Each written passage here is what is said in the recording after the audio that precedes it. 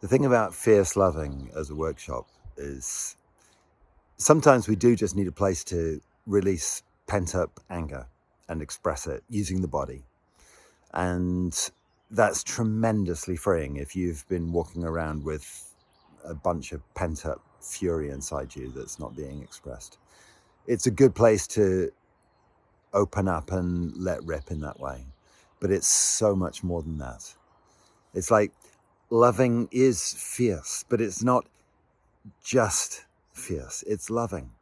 And we find the point where those two qualities of fierce and loving really meet.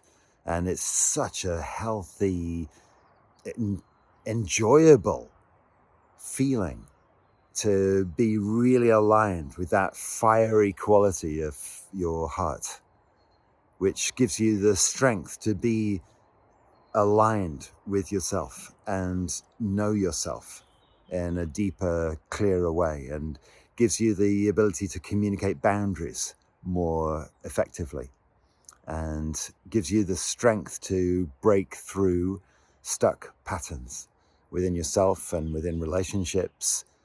It's such good stuff, and really deep down gives you the ability to be a fiercely loving friend to the people you care about in the relationships that matter to you, where you can really show up in a stronger, clearer, deeper way.